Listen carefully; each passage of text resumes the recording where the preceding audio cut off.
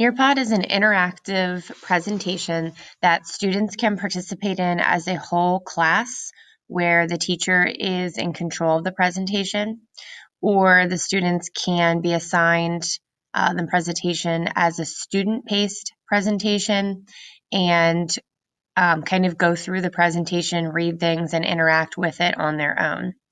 So this is just an example of one that I made for my students for social studies.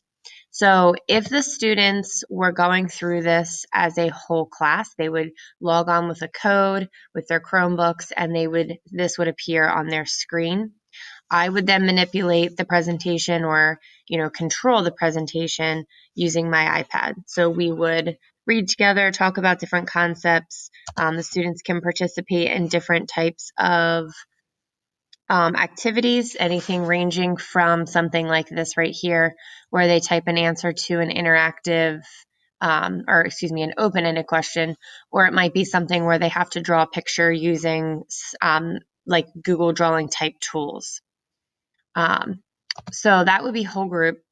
The student-paced option for the presentation is actually what I use probably more often.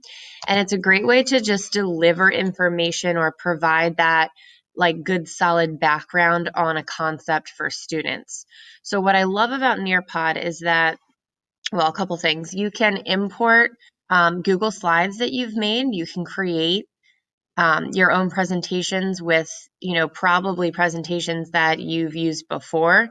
I know there are so many people who have a ton of Google Slides just as a way, whether it's typically for content like science or social studies concepts, where, you just need to give your students information on a concept first before you can kind of learn about it.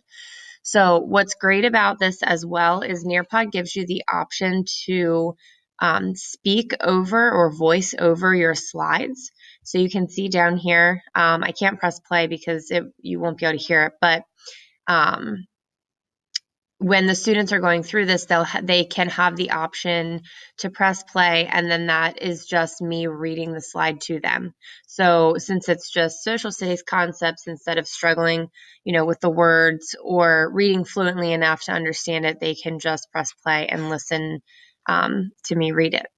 So the other cool thing is that if you have students who need this adaptation, you can create a Nearpod with a code just for them if you wouldn't want to give the option of listening, to your entire class. Like if you would really want most of your class to try to read it on their own and interpret it on their own, you could create a Nearpod with just these adaptations.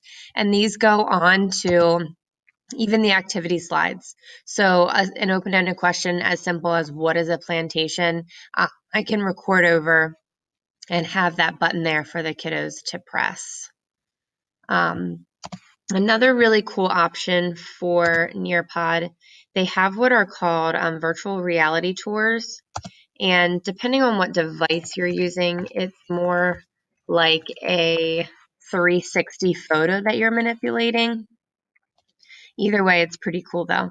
So one of the social studies units my fourth graders go through is the American Revolutionary War and sort of what led to the war.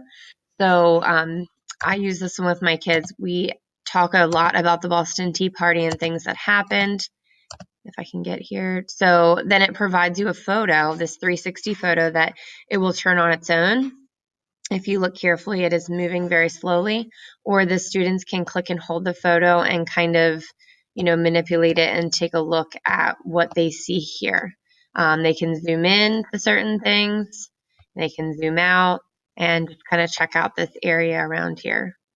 So this is pretty cool, especially when you're talking about things that, the kids have very limited background knowledge on. It allows them to really, view what you're talking about and take a look at places they probably have never been. So that's another really great aspect of Nearpod as well.